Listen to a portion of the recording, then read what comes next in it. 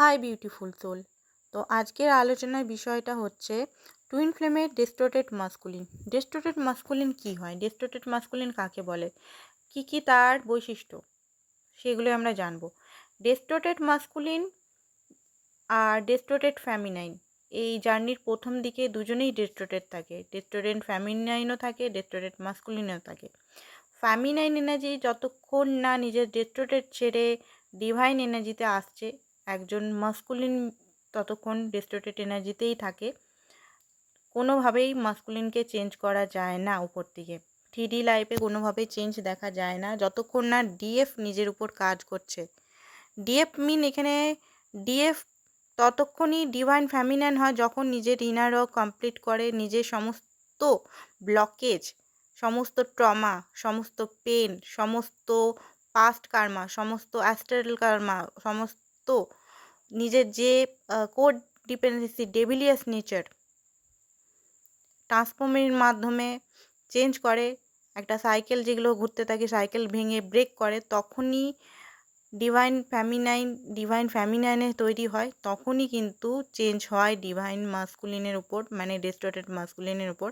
আমরা বলি divine masculine, divine feminine twin flame জার্নিতে, বাট টুইন ফ্লেম জার্নিতে শুরুতে ডিভাইন ফ্যামিনাইনও ডিভিনিটিতে থাকে না, ডিভাইন মাস্কুলিন তো ডিভিনিটিতে থাকে না, ঠিক আছে। বাট একটা জিনিস জানার আছে যে ডিভাইন মাস্কুলিন কিন্তু আগের থেকে অ্যাওয়েক থাকে, বাট 3D লাইফে এমনভাবে তাকে ট্রেন করা হয় ইউনিভার্সের থেকে যে সে অ্যাওয়েকনিং থাকা সত্ত্বেও কিন্তু এমন বিহেভিয়ার করে যে সহ্য করার বাইরে চলে যায়। তো চলুন দেখে নিই আমরা কি তার বৈশিষ্ট্য থাকে একজন ডিস্টোর্টেড মাস্কুলিনের। তো প্রথমেই থাকে আপনি যদি টুইন ফ্লেম জার্নিতে থাকবেন, তো আপনার যে ডিএম, যে ডিস্টোর্টেড মাস্কুলিন, দেখুন এখানে সেম সেক্স রিলেশনও অনেকে থাকতে পারে। এখানে কোনো ম্যারিড আনম্যারিড রাশি, অনেকে জিজ্ঞেস করছিলেন আমাকে কমেন্টে, এটা কি রাশি ভিত্তিকভাবে জানা যায় বা এটা কি কেমনভাবে জানবো? এটা নিজেই জানতে হবে বা ট্যারোট রিডিংয়ে জানতে পারেন, বাট এটা নিজে ছাড়া কেউ বুঝতে পারে না যে এটা আপনার সোল কি।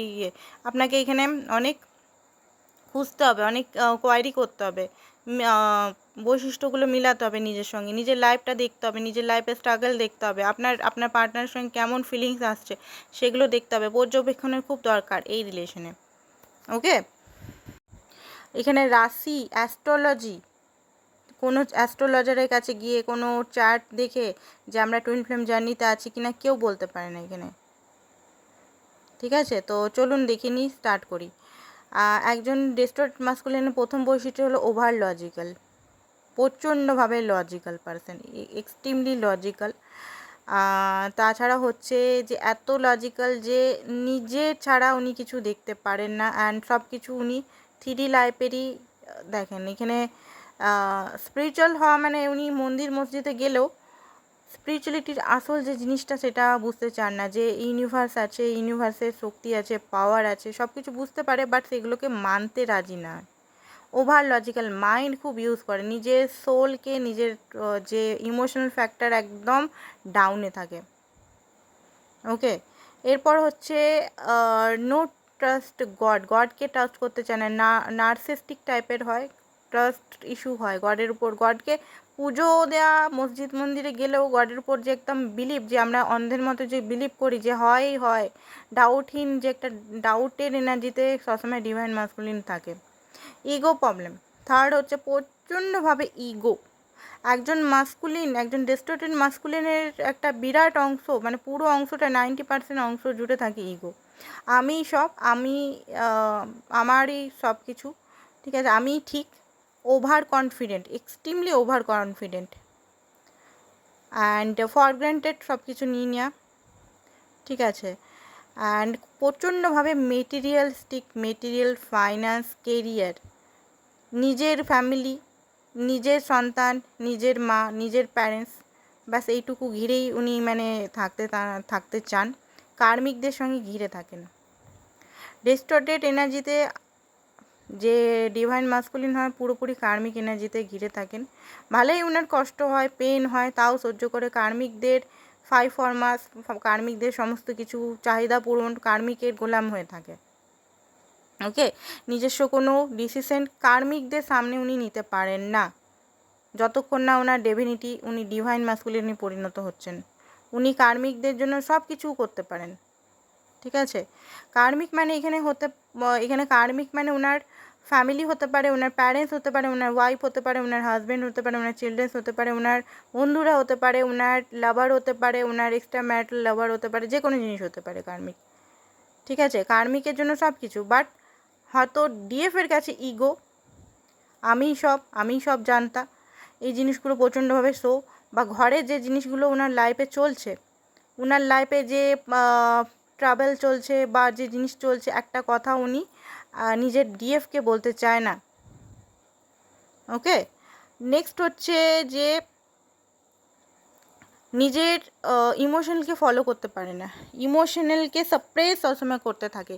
ইমোশনালকে সাপ্রেস করার জন্য 4 নাম্বার যেটা হচ্ছে, উনি কাজের মধ্যে দিয়ে ব্যস্ত থাকতে চেষ্টা করেন, উনি অন্য জায়গায় ব্যস্ত, উনি পার্টি পলিটিক্স বা এনজয়মেন্ট বা দারু বা অ্যাডিকশন এগুলোতে ডুবে থাকে। নিজের ইমোশনালকে সাপ্রেস, নিজের ইমোশনালকে ফিল করতে উনি চান না, সেই কারণে, বা আদার্স কাজ অজুহাত কিছুর জন্য অজুহাত দেখিয়ে।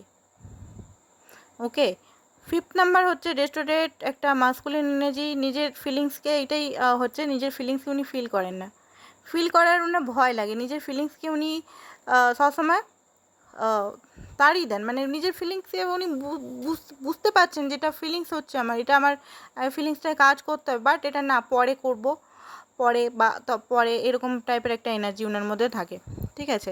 6 নাম্বার হচ্ছে প্রচণ্ডভাবে controlling nature, extremely controlling nature, selfish nature, শুধু মাই মাই মাই, আমার সব, আমার ওই প্রচণ্ড কন্ট্রোল করার নেচার।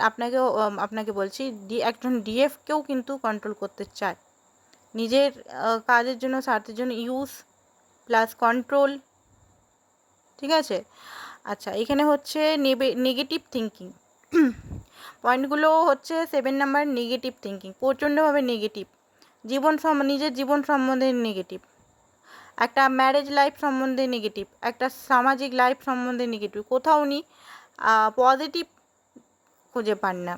পজিটিভ উনি অন্য জায়গায় পজিটিভ চড়ান, বাট নিজের ডিএফের কাছে কিন্তু উনি খুব নেগেটিভ, নিজের লাইফ সম্বন্ধে, নিজের লাইফে কখনো কিছু উন্নতিই হতে পারে না, ফাইন্যান্স, কেরিয়ার বা ওনার আদার্স যে সিচুয়েশনগুলো আছে, ম্যারেজ বা ম্যারেজ সম্পর্কে বা কমিটমেন্ট রিলেশন সম্পর্কে, এগুলো প্রচণ্ড নেগেটিভ, কারণ ওনার পাস্টে যে লাইফটা থাকে, এই লাইফ টাইমেরই যে পাস্টটা প্রচণ্ড ট্রমা, স্ট্রাগল, ফাইন্যান্সিক্যাল স্ট্রাগল, চিটিং, এগুলোর দ্বারা হতে থাকে। তো সেই কারণে উনি ওনার যে মাইন্ডসেটটা এত নেগেটিভ হয়ে থাকে যে উনি চাইলেও ওই নেগেটিভ সিচুয়েশন থেকে বেরিয়ে আসতে পারে না।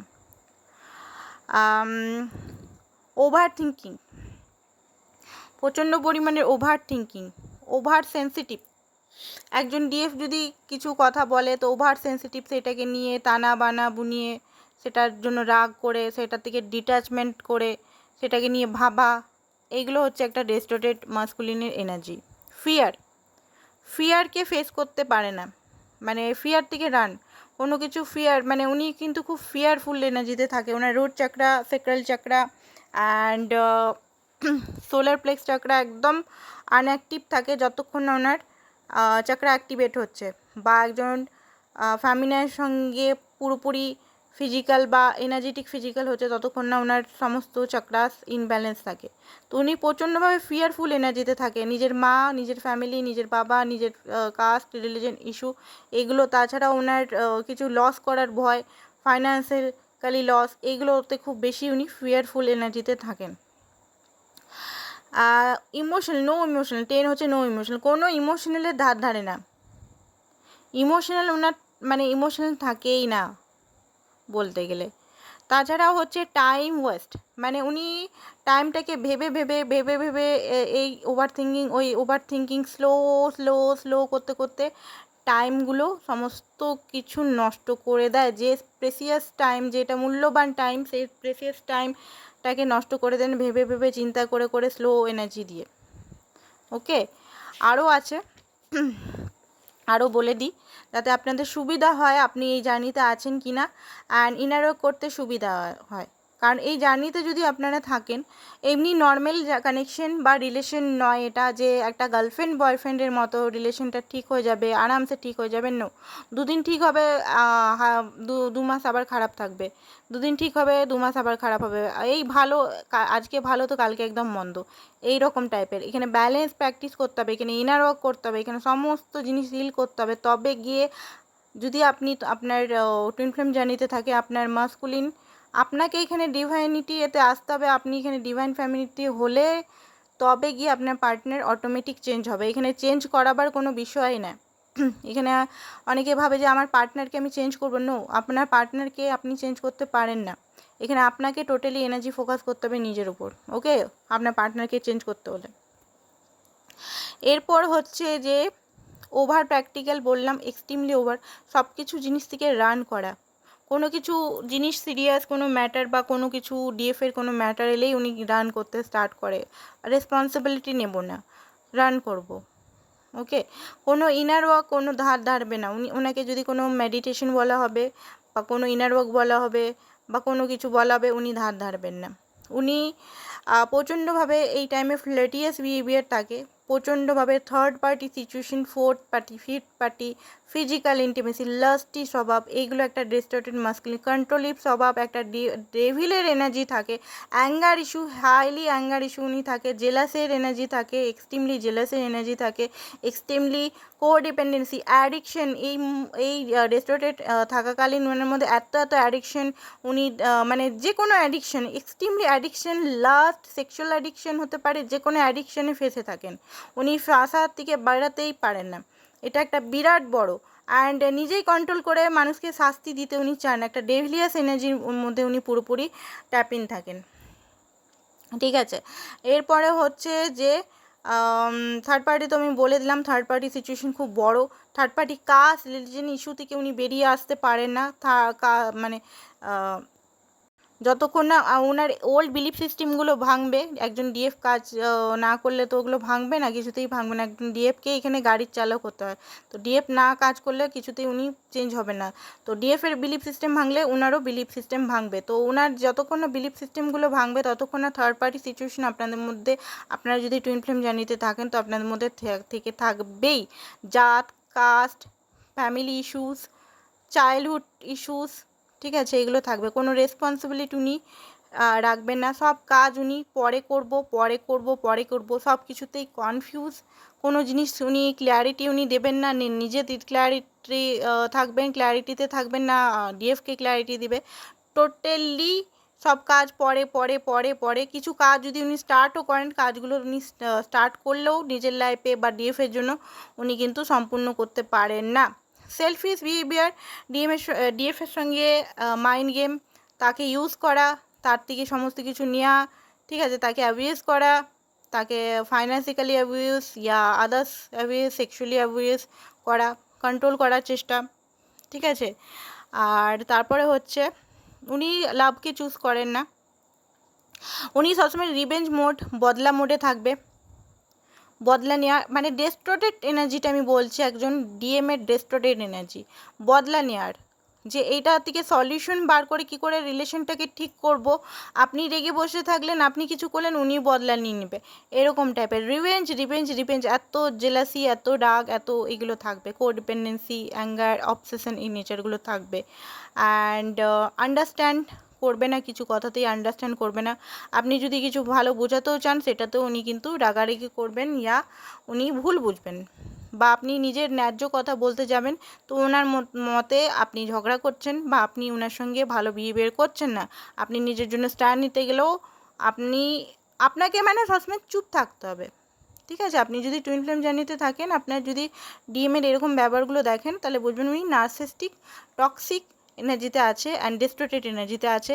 ওনাকে চেঞ্জ একমাত্র ইনার ওয়ার্ক ছাড়া কোনো উপায় নেই, ঠিক আছে। তারপরে হচ্ছে ওভার গিভ আদার সাইডে, সেটা একজন ডিএফকে না, ওভার গিভ নিজের ফ্যামিলিকে, নিজের ফ্যামিলির জন্য টাকা পয়সা, নিজের জান পর্যন্ত ওভার গিভিং করবে, অথচ ডিএফের কাছে শুধু নিয়েই যাবে, ঠিক আছে, কনফিউজ প্রকৃতির আমি বললাম, প্রচণ্ডভাবে কনফিউজ প্রকৃতির থাকবে উনি। আর মাল্টিপল অ্যাফেয়ার থাকে। এবারে আমরা করব ডিএফের ডেস্টোরেটেড এনার্জি। আজকে তো করলাম একজন ডিএমের ডেস্টোরেটেড এনার্জি কেমন হয়। তো এই কিছু বৈশিষ্ট্য আমি বললাম। ডিএম যখন ডেস্টোরেটেড এনার্জিতে থাকে, বারবার বলে দিচ্ছি, আমি নিজে টুইন ফ্লেম, আমি নিজে ইনার ওয়ার্ক করে আমি নিজে ডিএমকে পাল্টেছি। ডিএম পাল্টে যায়, এটা নিজে দেখা অভিজ্ঞতা। তো আমি এটাই বলবো যে আপনারা যদি ইনার ওয়ার্ক জানেন, করতে স্টার্ট করুন।